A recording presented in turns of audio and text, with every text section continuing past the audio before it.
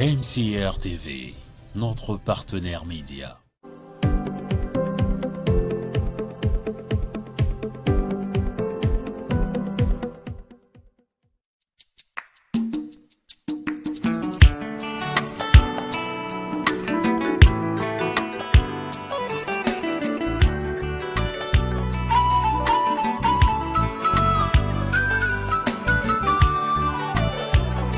Ma Bible me dit que la parole est une épée. Quand elle pénètre, elle partage l'âme et l'esprit. Bonsoir fidèles téléspectateurs de la chaîne MCR TV. Bonsoir à vous chers internautes, à vous qui êtes nombreux à nous suivre un peu partout en Afrique et ailleurs. Nous vous rappelons que vous êtes en direct de l'émission Que la lumière soit, l'émission qui vous permet de connaître la sagesse infiniment variée de Dieu. À la présentation ce soir, la sœur Julia Ngoma que je suis, accompagnée du frère Wesley Rima. Bonsoir frère Wesley. Bonsoir sœur Julia. Et sur ce plateau, notre orateur habituel, le docteur Clyde Mundanga. Bonsoir docteur. Bonsoir ma précieuse sœur Julia, bonsoir frère Wesley. Bonsoir docteur. Et bonsoir à tous nos internautes ainsi que les téléspectateurs. Merci. Nous rappelons aussi que depuis le début de l'année, nous avons commencé le thème « Parole faite chair ». Alors, docteur Clyde, dernièrement, nous avons parlé de la parole faite chair et vous avez un peu touché beaucoup de points. Vous avez touché le père Jacob, vous avez touché Joseph qui est allé chez les siens, ses frères, et les siens ne l'ont point reçu. Nous sommes restés à un point d'interrogation à la chute de votre dernière érudition, Joseph en Égypte. Alors, docteur Clyde Mundanga, que vous pouvez nous dire de plus sur ce sujet? Tant à dire, beaucoup à dire, comme vous savez, on ne cessera pas d'expliquer la pensée de Dieu. C'est une sagesse infiniment variée.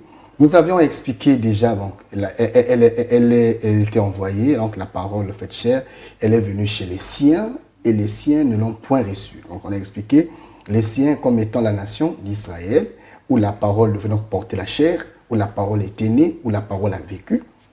Et comme les siens ne l'ont point reçue, les siens l'ont exécuté à la croix, et la suite du verset dit, mais à tous ceux qui l'ont reçu. Alors, on avait expliqué que ceux qui avaient donc reçu la parole faite chair, rejetée par les siens, c'était donc le peuple de l'Égypte. Et donc, aujourd'hui, nous expliquons Joseph, qui est la parole faite chair, dans notre explication, bien sûr, Joseph en Égypte. Joseph en Égypte, c'est large, parce qu'on va expliquer Joseph chez Potiphar, Joseph dans la prison, et ensuite Joseph chez Pharaon. Donc, il faut expliquer, Joseph en Égypte, c'est le grand package que nous allons prendre le temps de dégrainer petit à petit, mais le cheminement, c'est qu'on explique d'abord son passage chez Potiphar, son passage dans la prison et son passage chez le roi. Cela est très important, cela est capital parce que si Joseph ne traverse pas ces trois maisons, alors Joseph ne pourra pas produire le blé. Donc c'est très important, il faut expliquer ces trois maisons qui sont purement capitales. Voilà pourquoi on va lire rapidement Genèse chapitre 39, on va lire les trois premiers versets. Alors nous faisons la lecture dans le livre de Genèse 39. À partir du premier verset, il est écrit ce qui suit. On fit descendre Joseph en Égypte, et Potiphar, officier de Pharaon, chef des gardes égyptiens, l'acheta des Ismaélites, qui l'y avaient fait descendre. Verset 2, l'Éternel fut avec lui, et la prospérité l'accompagna. Il habitait dans la maison de son maître, l'Égyptien. Au verset 3, son maître vit que l'Éternel était avec lui, Yes, très important. et que l'Éternel faisait prospérer entre ses mains tout ce qu'il entreprenait. Continue. Le verset 4, Joseph trouva grâce aux yeux de son maître qui l'employa à son service, Yes. l'établit sur sa maison Yes. et lui confia tout ce qu'il possédait. Continue. Dès que Potiphar l'eut établi sur sa maison et sur tout ce qu'il possédait, l'Éternel bénit la maison de l'Égyptien Yes. à cause de Joseph. L'Éternel bénit la maison de l'Égyptien à cause de Joseph. Joseph. Continue, bien-aimé, c'est très important. Et la bénédiction de l'Éternel fut sur tout ce qui lui appartenait, soit à la maison, soit au champ. Il abandonna aux mains de Joseph tout ce qui lui appartenait. Et il n'avait avec lui d'autre soin que celui de prendre sa nourriture. Or, Joseph était beau de taille et beau de figure. Continue, c'est très important. Beau de taille, beau de figure, oui. Le verset 7.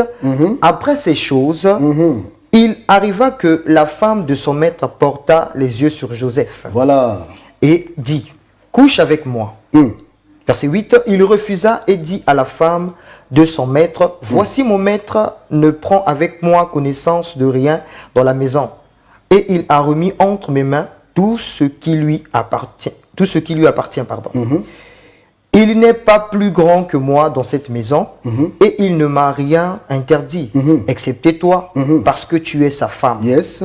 Comment ferais-je un aussi grand mal, et pécherais-je contre Dieu? Quoiqu'elle parlât tous les jours à Joseph, il refusa de coucher auprès d'elle, d'être avec elle. Yes. Verset 11. Un jour, qu'il était entré dans la maison pour faire son ouvrage, et qu'il n'y avait là aucun des gens de la maison. Elle le saisit par son vêtement en disant, couche avec moi. Il lui laissa son vêtement dans la main et s'enfuit au dehors. Que le bon Dieu bénisse sa parole. Amen. Une très belle lecture, que le Seigneur se souvienne, notre précieux frère Wesley. Nous voulons dire ceci. Joseph, c'est l'image de notre Seigneur Jésus-Christ. Lorsque les siens, qui n'est autre que la nation d'Israël, rejettent le Maître, lorsqu'ils rejettent la parole faite chair, lorsque Israël rejette son Sauveur, son Seigneur, l'Écriture mentionne que le Seigneur qui est rejeté dans l'image, dans l'ombre qui est la personne de Joseph, parce que Jean dit, elle est venue chez les siens, elle met pour la parole, mais les siens ne l'ont point reçue. Mais à tous ceux qui l'ont reçu, ça veut dire, bien que les siens ne lui reçoivent pas, il y a quelque part un peuple qui le recevra. Et c'est ce peuple-là qui le recevra, qui va obtenir le pouvoir de devenir enfant de Dieu. Et nous avons expliqué que dans l'ombre, parce que Dieu, après avoir parlé à nos pères de plusieurs manières et à plusieurs reprises, ça veut dire que Dieu s'est répété dans le temps. Donc quand nous consultons le temps, nous voyons que Dieu, dans sa manière de parler, avait déjà expliqué ces choses par illustration dans la vie du frère Joseph. Joseph, parole faite chair, qui a quitté le ciel, qui est venant chez Joseph, chez Jacob, qui vient chez ses frères, les frères ne l'ont point reçu, donc ils l'ont tué, vous savez tout ça là. Et donc, il doit être reçu par un peuple. Mais pour que Joseph soit reçu en Égypte, Joseph doit être vendu, très important. Lorsque les frères ont voulu le vendre, ont voulu le tuer, l'Écriture mentionne que parmi les frères, il y avait un qu'on appelait Judas. Judas a dit, que gagnerons-nous en tuant notre propre sang, notre propre frère? N'est-ce pas mieux de le vendre? Vendons-le et puis c'est fini. Voyez-vous? Donc, dans les Écritures, le rôle de Judas a toujours été de vendre.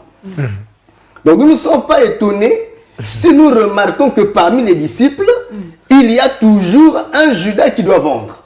Cela est capital, frère. Parce que le problème de Judas, c'est de vendre la marchandise, de vendre le blé. Alors, l'Écriture m'enseigne que une fois que Judas a convaincu ses frères, ils ont vendu Joseph. Quand Joseph est vendu, c'est pour accomplir la prophétie. Quand vous lirez Joseph dans l'Égypte, lorsqu'il est dans la gloire, il dit à ses frères, Dieu vous a permis de me faire tout ce mal, de me vendre, afin que ce qu'il avait annoncé s'accomplisse. Donc tout ce qui se fait, la vente de Joseph, la trahison, est en train d'obéir ou de respecter au plan de la préscience, de la prédestination de Dieu. Dieu avait déjà arrêté qu'il soit vendu de la sorte.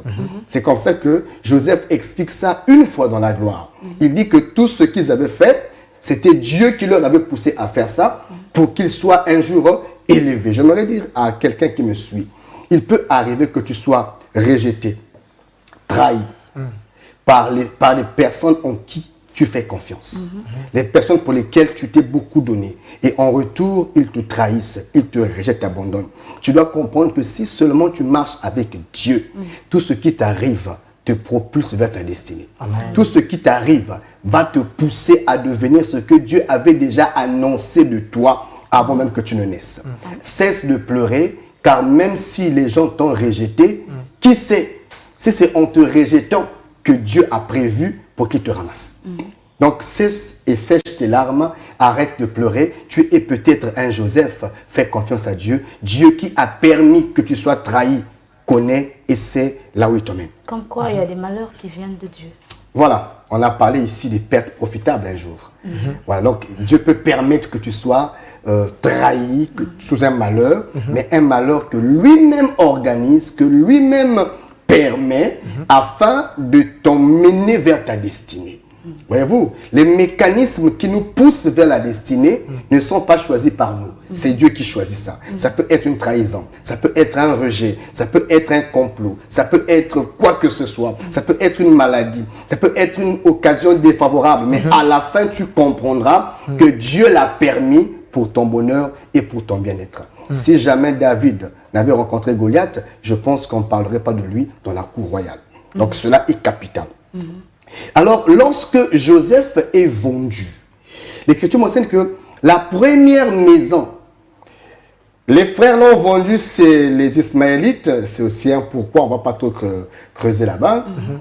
Lorsque les Ismaélites le récupèrent, ils vont le vendre chez Potiphar. Potiphar est un chef de garde, un chef d'officier sous la direction donc du grand pharaon. La première maison que Joseph va connaître, c'est la maison de Potiphar. Lorsqu'il arrive chez Potiphar, l'Écriture m'enseigne, nous expliquons ici Joseph dans la maison de Potiphar. C'est le sous-thème. Le grand thème, parole faite chair, sous-thème, Joseph dans la maison de Potiphar. Et docteur Clit, permettez-moi, Oui. nous vous rappelons aussi que vous pouvez poser vos questions sur les numéros qui sont affichés au bas de l'écran.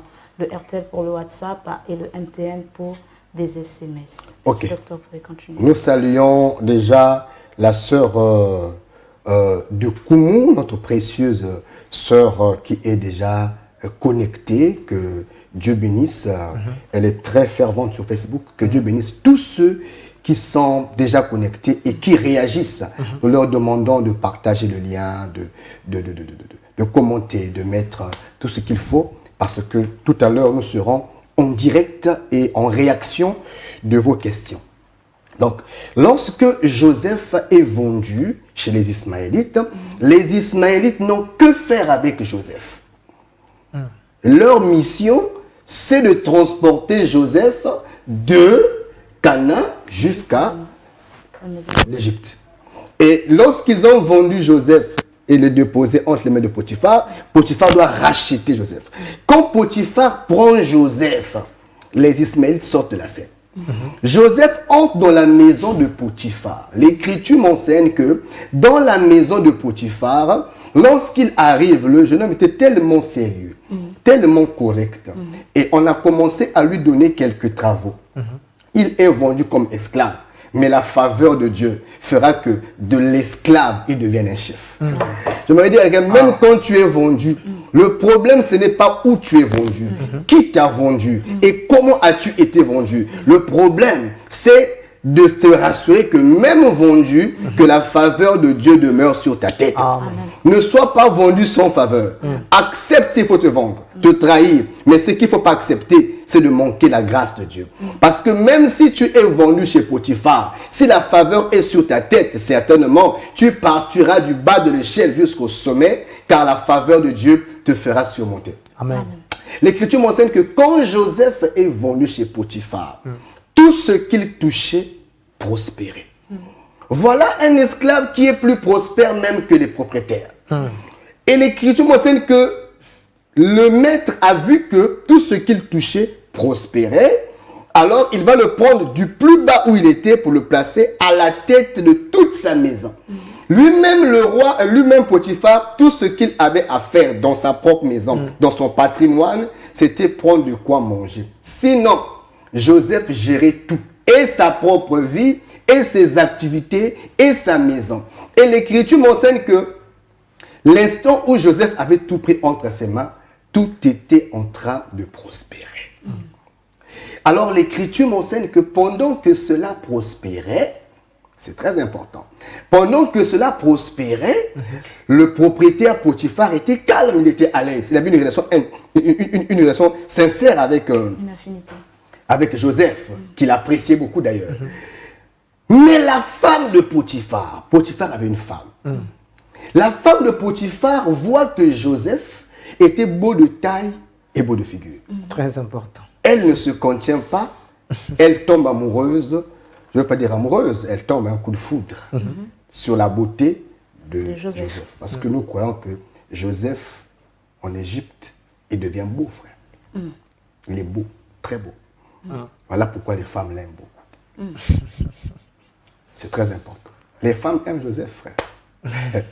Ce n'est pas de leur faute. Donc l'Écriture mentionne que lorsqu'il était en train de faire son travail, la femme de Potiphar l'a aimé, l'a convoité. Et à l'insu de Potiphar, elle a voulu séduire Joseph. Mais Joseph, qui connaissait la loi, a dit à la femme, je ne peux pas le faire, c'est le péché. Elle dit, oublie le péché, tu vas aller avec moi. Il dit, je ne peux pas faire ça. Mon Seigneur m'a tout donné. Mon roi ou encore mon chef m'a tout donné. Pourquoi devrais-je le trahir et pécher de la sorte? Ça, je ne peux pas faire ça. Elle incite qu'il fallait faire ça. Joseph refuse. Voilà comment elle va tendre un coup contre Joseph. Et l'Écriture mentionne qu'elle est arrivée jusqu'au point de vouloir prendre Joseph de force. Et Joseph, qui tenait tellement à l'intégrité, a préféré de perdre son vêtement, mais de fuir. Très important. La femme retient le vêtement de Joseph. Mais elle n'a pas Joseph. Elle dit à Joseph, viens avec moi. Il faut que je couche avec toi. Joseph dit, je ne peux pas le faire. Alors elle ravit, en se battant avec Joseph, le vêtement. Joseph fuit. La voilà prise donc de honte et de panique, commence donc à crier. Commence à crier. Ah, voilà, cet esclave qui est venu ici, il a voulu me violer. Mais heureusement que Dieu m'a fait grâce, j'ai survécu. C'est un bandit, c'est un escroc. Et tout le monde a cru à la scène de la femme. Je pense à tous les Joseph qui ont été accusés. Les hommes ont retenu un vêtement pour démontrer que tu es fautif. Et pourtant, dans le fond, tu es innocent. Que le Dieu que nous prêchons se souvienne de toi. Amen. Parce que parfois nous lapidons innocemment. Parfois on accuse innocemment. Parfois les preuves ne justifient pas toujours les faits. C'est là où la justice humaine est limitée. Parce que devant un tel cas au tribunal, Joseph est coupable. Et pourtant, Dieu seul sait qu'il était innocent. Voilà pourquoi un enfant de Dieu ne juge pas seulement quand il est fait.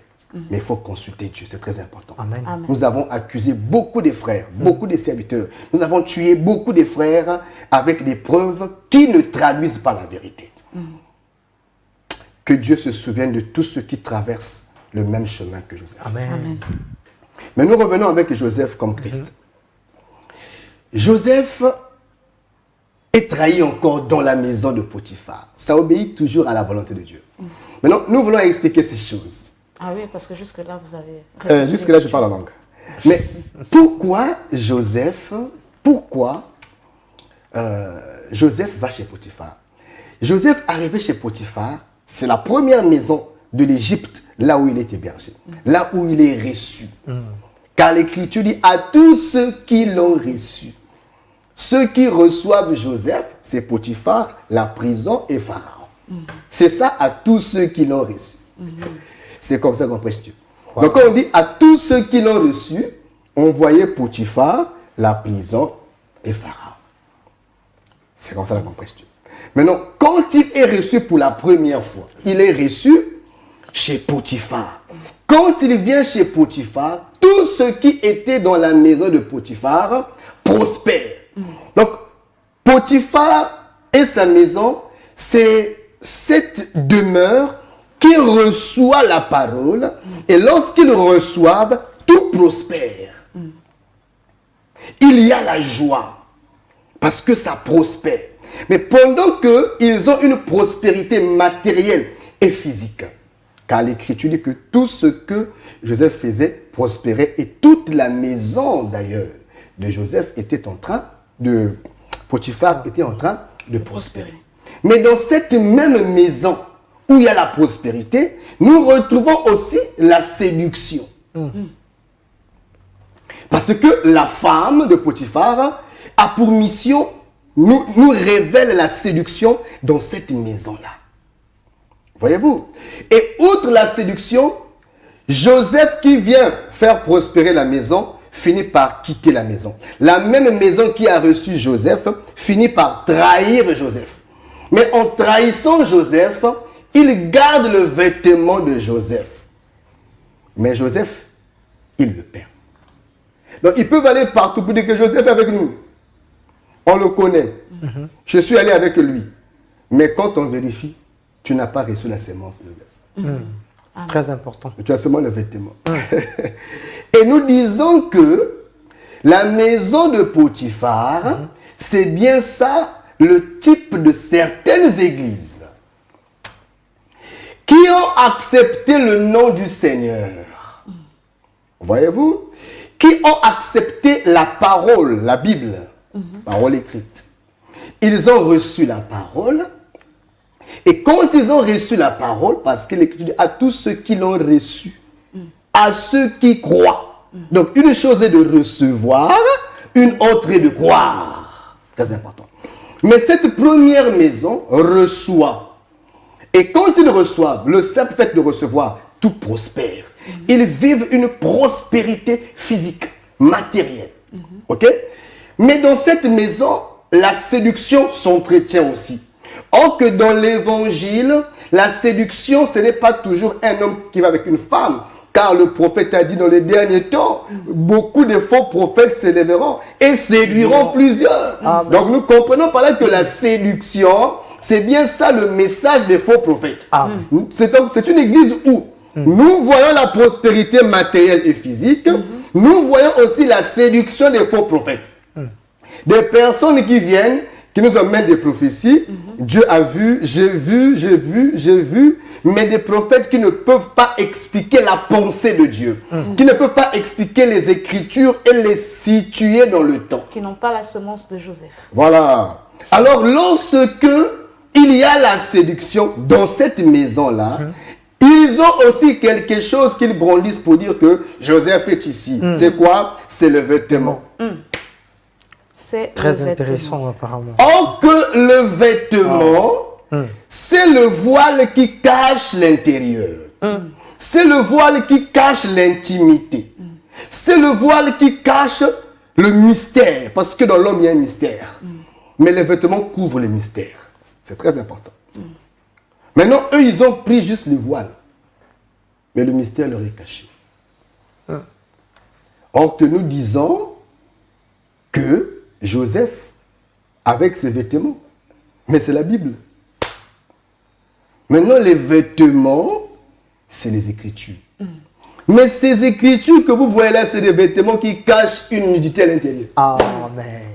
Maintenant, il faut, quand tu ouvres les Écritures, c'est là où tu peux maintenant retrouver la nudité qui donne la sémence. Et juste après ça, docteur, on a vu que Joseph est parti de cette maison. Joseph a fui. La femme a les vêtements. Donc, dans la maison de Potiphar, il y a la prospérité, il y a la séduction, il y a les vêtements. Mais il n'y a pas la sémence de Joseph. Quand on peut dire que dans ces maisons-là, Joseph est déjà parti. Voilà pourquoi nous expliquons.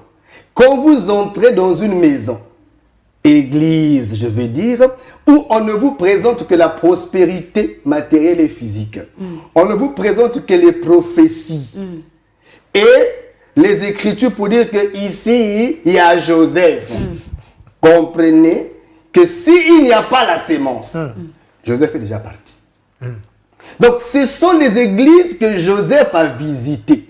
Mais il n'a pas demeuré. Il n'a pas pu demeurer parce que là-bas, il a été trahi. Parce que les faux prophètes l'ont trahi. Les mauvaises prophéties, les prophéties séductrices l'ont trahi.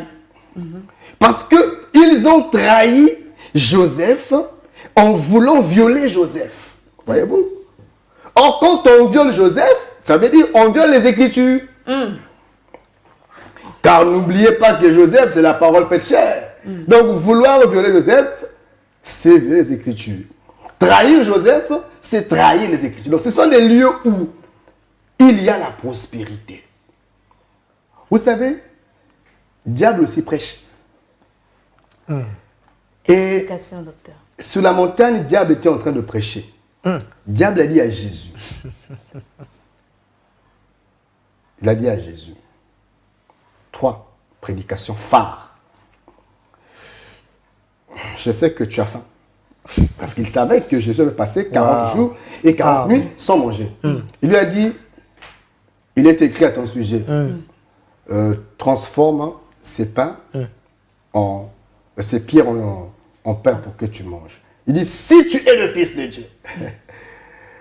Jésus a dit, l'homme ne vivra pas de pain seulement.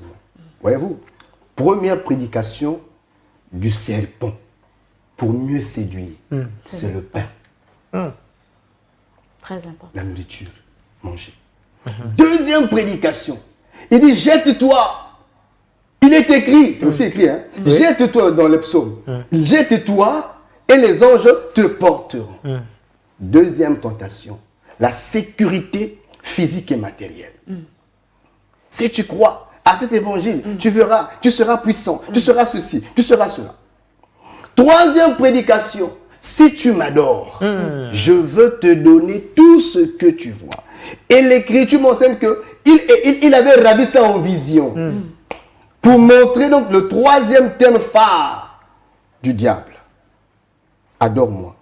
Pour que je puisse te remplir de gloire, de privilèges. Mais tout ce qu'il présente, ce sont les choses de la terre. Quand vous voyez que l'Église devient centrée que sur le matériel, la prospérité physique, matérielle, les voyages, les prophéties, je ne sais pas, l'argent, la force, les relations physiques. Quand les prédicateurs ou l'Église commencent à se vanter d'être cousin de X, cousin de Y, d'avoir un parent à l'ONU, vous comprenez que on a quitté la vision céleste, on devient terrestre, matériel et charnel. C'est la preuve que peut-être que Joseph aussi était là-bas, mais il est déjà parti. Et à ceux qui y sont encore, alors, ils doivent suivre Joseph partir aussi. Mais évidemment, là où Joseph n'est plus, Oui. c'est la mort qui reste. Ça devient Ichabod. La gloire est bannie. Amen. Voilà pourquoi nous disons que la maison de Potiphar, c'est aussi une forme des églises. Qui ont connu, oui, la parole, mais pas dans sa profondeur. Qui ont trahi la parole.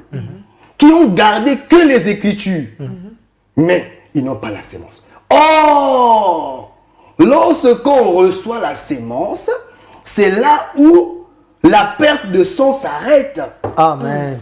Amen. Wow. Parce qu'il y avait une femme qui avait un problème, elle avait la perte de sang.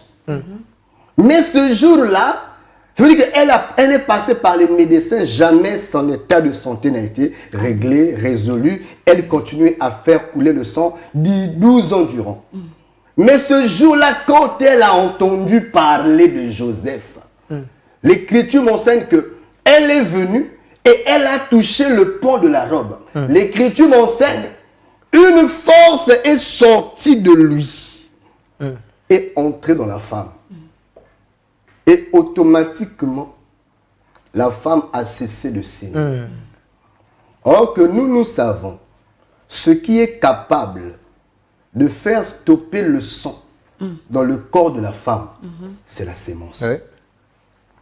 Donc ce jour-là, la sémence était entrée. C'est là où Joseph donne la sémence. Or, quand la sémence entre, on ne saigne plus. Or, que saigner, c'est l'impureté, c'est la mauvaise vie, c'est le péché. Voyez-vous? Alors, nous comprenons que là où il n'y a pas la sémence, le péché est là. Il y a la prospérité, il y a les prophéties, il y a les miracles, mais il y a le péché en plein. La crainte n'est pas prêchée. Amen, docteur. La révélation n'est pas prêchée. La parole n'est pas prêchée dans sa lumière doctrinale. Voyez-vous, on fait reposer le peuple sur les fables, mais la doctrine, on ne touche pas. Amen. Or, le lit là où Joseph dort, c'est la doctrine. Voyez-vous? Donc nous disons que ce sont les églises où la doctrine est foulée aux pieds. Or, quand la doctrine est foulée aux pieds, Joseph est trahi. Amen. Quand la doctrine n'est pas considérée, Joseph est trahi. Mais dans la maison de Potiphar, aujourd'hui, nous avons beaucoup de maisons de Potiphar. Que vous voyez que la prospérité physique, vous voyez que les prophéties, vous ne voyez que du 1er au 30, du 1er janvier au 31 décembre, on vous parle des prophéties. Ça tourne seulement, ça tourne, ça va et ça revient là, ça va, ça revient là. C'est le même thème qui tourne, c'est la prophétie, Dieu va te montrer, ton lendemain. Ça devient comme des maisons des féticheurs ou des diseurs de bonne aventure, voyez-vous. Sauf que, avec Jésus. Donc on fait la bonne aventure, hein, on devient charlatan, mais avec le nom de Jésus. Voyez-vous, donc c'est une séduction, mais on brandit quand même le vêtement de Joseph pour dire que non, Joseph est là, parce qu'eux aussi croient au nom de Jésus. Ils vont dire, mais nous aussi on croit en Dieu, on croit en Jésus. Oui, mais quand on rentre à l'intérieur, Il n'y a pas la sémence. il n'y a que les vêtements qu'on avait volés. La sémence n'est pas là. Là Donc où il n'y a pas la sémence. il y a la perte de sang. Là où il n'y a pas la semence, il y a la perte de sang. Parce que Joseph est attendu en prison. C'est très important. Alors, là où il n'y a pas la semence, le docteur l'a dit, il Évidemment, n'y a pas de vie, il y a la perte de sang, il y a la séduction. Alors, fuyez de ces milieux-là.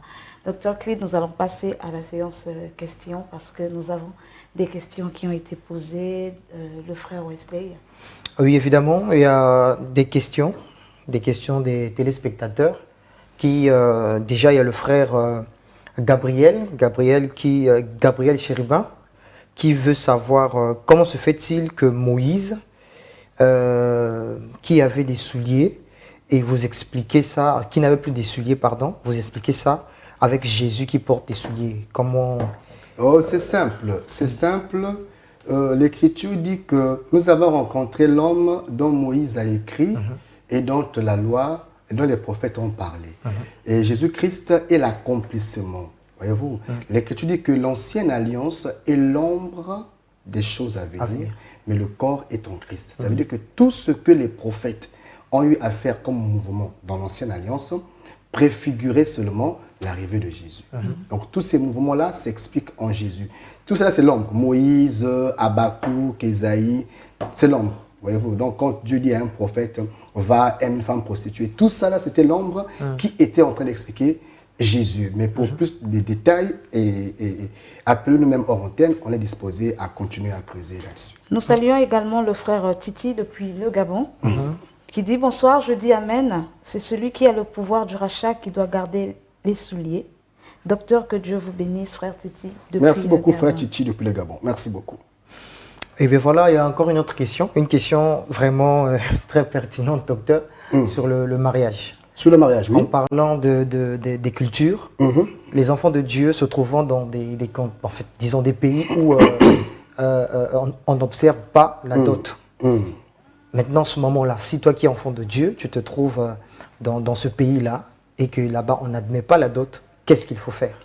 Ok, si tu es un enfant de Dieu, d'abord, nous devons savoir que la dot est doctrinale. On ne cessera pas de le dire. Ce que la Bible recommande, ce que la Bible appelle mariage, c'est l'observation de la dot. Parce que dans les Écritures, c'est le père qui marie sa fille.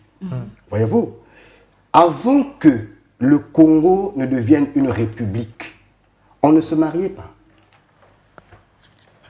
Le Congo est devenu une république, c'est après. Après, oui. Mais le pays a existé avant de devenir une république. Mais avant que le pays devienne une république, il n'y avait pas de mariage. Si, Il y avait des mariages. Ça veut dire que à l'origine, le mariage que Dieu reconnaît, que Dieu a prescrit, parce que quand Dieu prescrit le mariage, il n'y a pas de mairie, il n'y a pas de république. Mais la parole est là. Donc, dans la parole, ce que l'Écriture appelle mariage, c'est la dot. Maintenant, une fois qu'il y a des républiques pour les raisons d'ordre, la République vient adapter ce qui est déjà là et recommande que la chose vienne jusqu'à eux. Ça devient des formalités administratives. Voilà pourquoi on parle de mariage civil. Ce sont des civilités. Mais le fond du mariage reste la dot. Voilà pourquoi quand vous partez ici au Congo, à l'état civil, ce que l'officier d'état civil vérifie et recherche, c'est la dot. Tant qu'il n'y a pas d'autre verset, il n'y a pas de suite. Maintenant, vous avez des sociétés qui ont évolué. À l'origine, quasiment toutes les sociétés, ça dépend des termes, hein, ça dépend des termes, mais toutes les sociétés s'accordent sur la dot, à l'origine. Maintenant, comme chez les Occidentaux aujourd'hui, ils ont fait un choix de société, un style de société, là où, pour eux, ayant évolué, la dot n'est plus commode, n'est plus quelque chose à garder. C'est un choix de société. Ils ont choisi de mettre ça à côté. Mais la parole ne changera pas parce qu'une quelconque société aurait changé les choses. Que devrait faire donc un frère? Les cultures sont multiples au travers le monde, mais la parole reste la même. C'est aux cultures de s'adapter à la parole et non la parole de s'adapter aux cultures. Les cultures sont changeantes, elles sont évolutives. On ne peut pas s'appuyer sur ce qui n'est pas constant.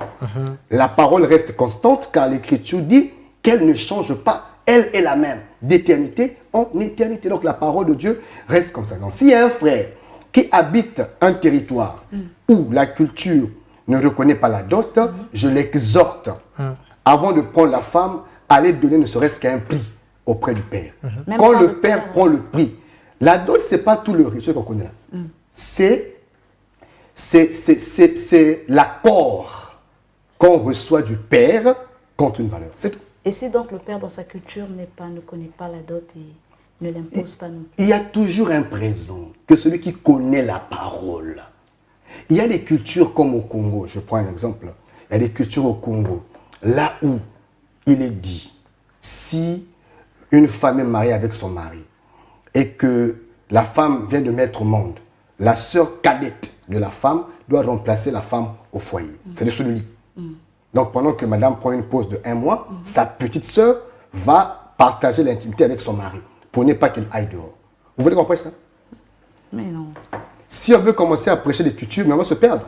On ne prêche pas les cultures humaines, on prêche la parole de Dieu. Amen. Et dans la parole de Dieu, le mariage, c'est la dot. Maintenant, s'il y a une culture qui ne reconnaît pas la dot, aux chrétiens qui habitent la localité, de veiller sur la parole.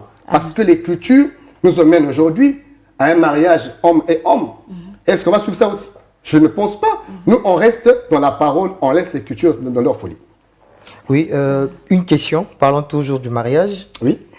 Qui peut-être, je pense que ça doit être un problème des mots, où on dit dans Hébreux chapitre 13, verset 4, que le mariage soit honoré de tous. Oui. Alors que vous affirmez ici ce que la Bible reconnaît, c'est la dot. Oui. La dot, mais là, il est écrit le mariage. Hébreu. Bon, vous savez, l'apôtre Pierre disait, notre précieux frère Paul, parce que je crois que Paul est l'auteur de l'Épître aux Hébreux. Amen. Ce n'est pas écrit comme tel, mais la signature de Paul est là. Amen. Et nous reconnaissons dans l'Épître aux Hébreux le langage de Paul. Pierre disait, notre frère Paul, qui a dit des choses difficiles, est vrai bien sûr, mais que plusieurs mal affermis tordent le sens. Oui. Voilà encore une écriture que les mal affermis n'ont fait que leur travail, c'est-à-dire tordre le sens. L'écriture dit que le mariage soit honoré de tous. Honoré veut dire respecté et non célébré. Voyez-vous? Que le mariage soit honoré de tous. Simple, ça veut dire que tout le monde honore le mariage. Maintenant, où est-ce que vous voyez la mairie ici? Mais puisque... Soit honoré, on ne dit pas soit célébré de tous, mais soit honoré. Honoré veut dire respecter. Et la suite dit, la phrase s'arrête pas là, il faut lire un peu toute la phrase. Hébreux chapitre 13, oui. le verset 4, il Oui. est écrit Oui. que le mariage soit honoré de tous Oui. et le lit conjugal excepte de souillure. Oui. Car Dieu jugera les impudiques et les adultères. Ah, que le mariage soit honoré de tous et le lit conjugal exempt de souillure, car Dieu viendra juger qui? Les impudiques et les adultères. Mais c'est clair. Car c'est une conjonction de coordination qui implique ou qui marque une explication. Ça veut dire que on vient expliquer ce qui a été dit en amont, en proposition. C'est-à-dire ce qu'on appelle par honorer de tous et la préservation du lit conjugal, c'est simplement l'impudicité et l'adultère. L'homme marié, quand il est marié, que toutes les femmes honorent le mariage, c'est-à-dire que n'aillent pas le séduire. Et quand l'homme aussi est marié, qu'il ne contracte pas une autre relation, sinon à l'instant là, il déshonore le mariage. Amen. Voyez-vous? Mais ça n'a rien de célébration. On n'a pas dit que le mariage soit célébré de tous, mais soit honoré de tous. Voyez-vous donc, frère?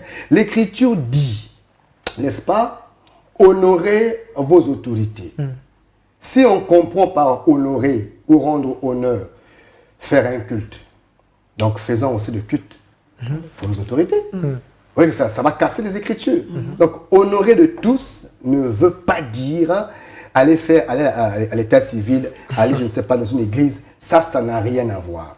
On n'a pas dit célébrer de tous, on dit honorer de tous. Bon, dans un français facile, que le mariage soit respecté de tous.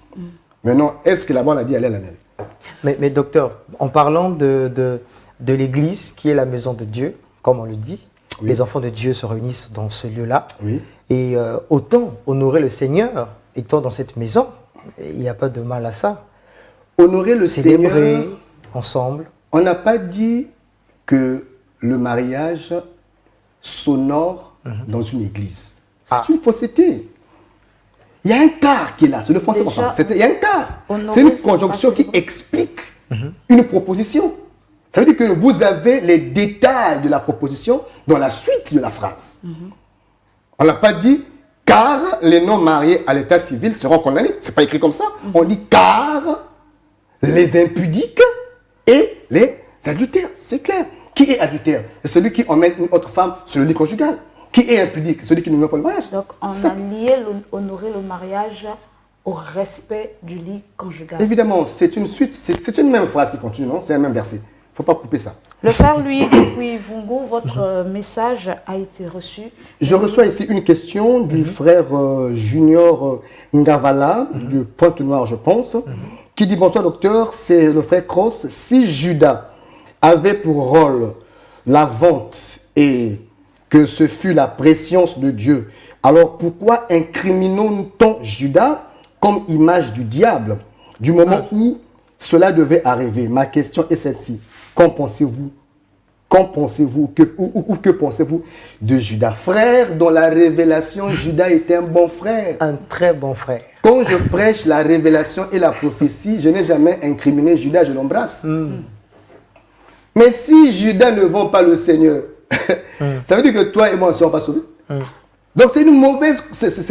C'est de l'amalgame quand on saisit la prophétie et la révélation en incriminant Judas. Jésus, quand il est venu, il a lui-même dit, n'est-ce pas, que je suis le pain venu du ciel. Je suis le blé du ciel. Ok. Mais que dit la loi? L'Écriture dit, la malédiction, maudit soit celui qui retient le blé. Et la bénédiction est sur la tête de celui qui vend le blé. Judas, quand il lit l'Écriture, on dit que celui qui retient le blé est maudit. Mais celui qui vend le blé est béni. Maintenant, Jésus dit qu'il est le blé du ciel. Mets-toi à la place de Judas. Tu fais quoi? Que fait Judas alors? Moi, je te vends, frère. Donc, c'est clair, Judas a accompli un acte prophétique. Mais comme l'évangile se comprend dans 4 volets, Très important. dans la doctrine, pour édifier un peuple, nous expliquons que le comportement de Judas est doctrinalement blâmable. On ne trahit pas son frère. On ne trahit pas la parole. Voyez-vous? Parce que Judas qui vend Jésus, c'est le type de la maison de Potiphar aussi. De ceux qui vendent la parole. Aujourd'hui, plusieurs vendent la parole aussi. Donc, Judas qui est en train de vendre Jésus. Dans la doctrine, ça explique les prédicateurs qui préfèrent vendre la parole au prix de leur propre intérêt. Ça, c'est condamnable. Mais dans la révélation, ça explique la préscience de Dieu. C'est Dieu même qui est avec Judas. Judas, c'est un frère béni.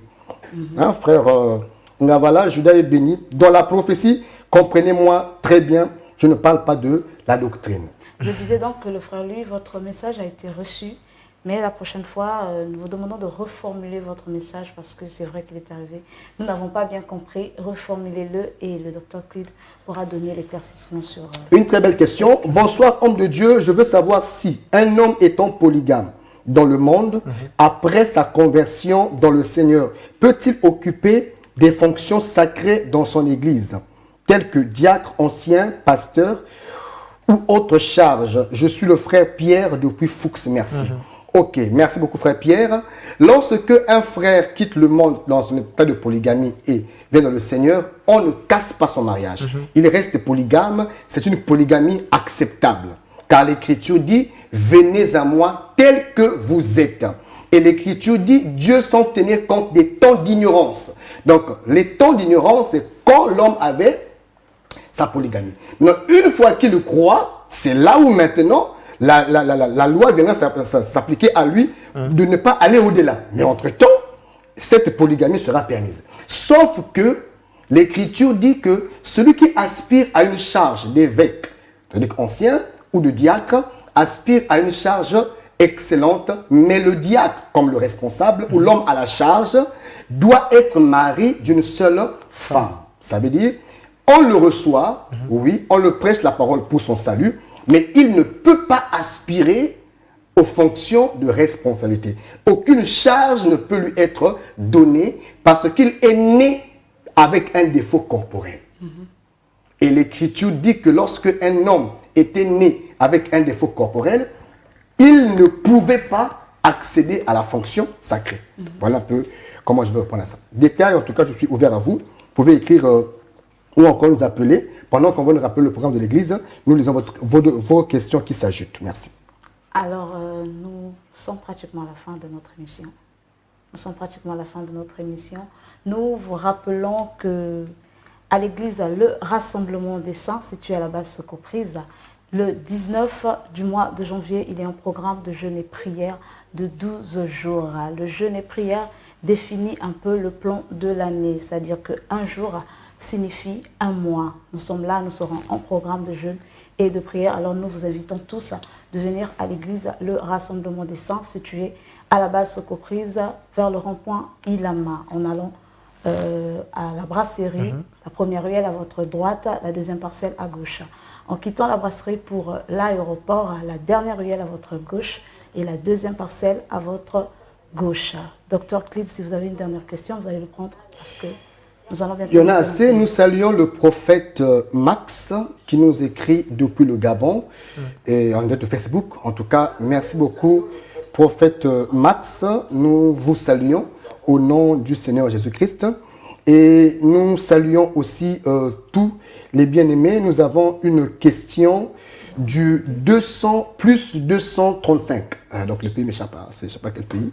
Plus 235. Le frère est en train de réitérer sa question posée sur le sabbat. Évidemment, la question sur le sabbat a été traitée 2 émissions passées. Prière d'aller sur notre chaîne YouTube.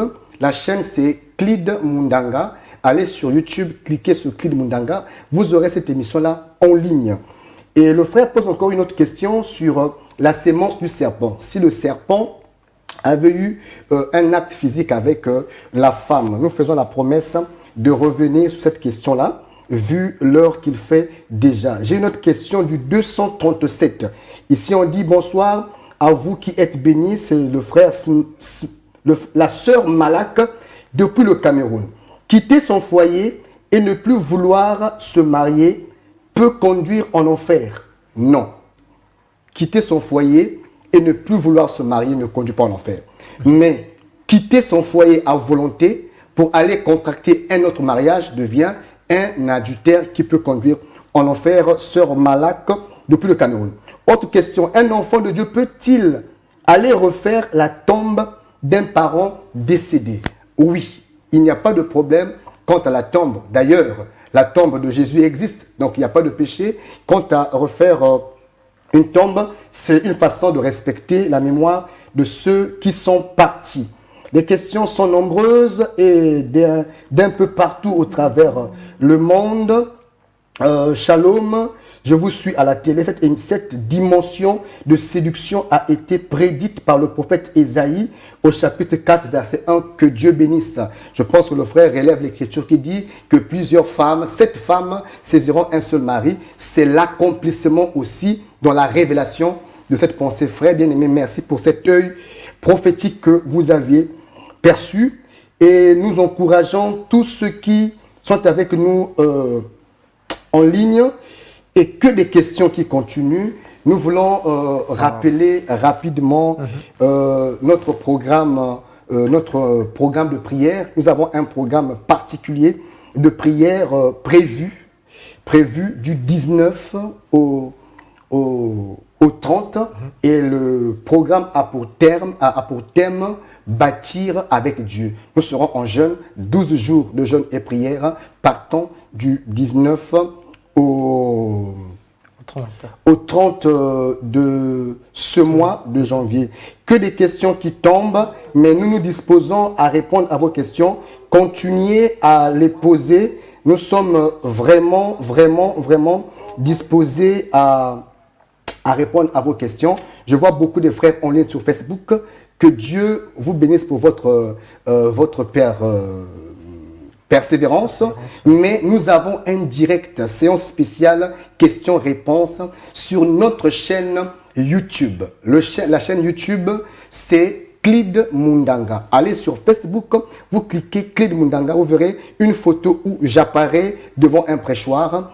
Et ça, c'est notre chaîne YouTube, chaîne sur laquelle nous serons en direct de jeudi à partir de 21 h pour une réponse spéciale aux questions. Parce que dans vos questions, il y a beaucoup de dimensions. On va expliquer la sémence du serpent posée par notre frère qui est revenu et pour répondre à beaucoup d'autres questions que vous avez présentées, que la télé, faute de temps, ne nous permettra pas de répondre. Merci pour le Gabon, merci pour le Cameroun, merci pour la Côte d'Ivoire qui vient de réagir, merci pour la RDC que j'ai vu aussi en ligne qui réagit, merci pour Brazza, merci pour Pointe-Noire, Dolisie et un peu partout. Que Dieu vous bénisse abondamment. Merci. Merci à vous qui nous avez suivis ce soir, qui avez disposé votre temps. Alors, comme a dit le docteur, allez sur la page, sur la chaîne YouTube Clid Mundanga. Abonnez-vous pour ne rater aucune de nos prochaines émissions. Nous sommes donc à la fin de notre émission. Nous sommes bénis parce que vous aussi, vous nous avez suivis. Vous êtes bénis également. Que le Seigneur vous bénisse chez vous. Merci encore. Nous donnons rendez-vous au mardi prochain. Et la rediffusion de l'élément sera ce samedi à la même heure. 21 h. 21 h. Que le bon Dieu vous bénisse. Shalom chez vous. Shalom.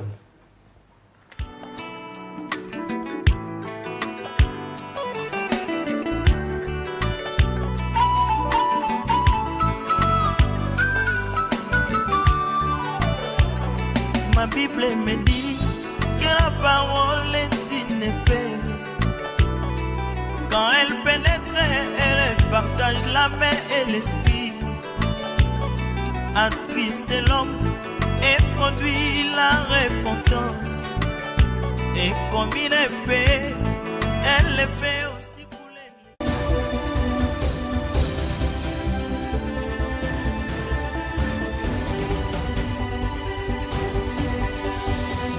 MCR TV, notre partenaire média.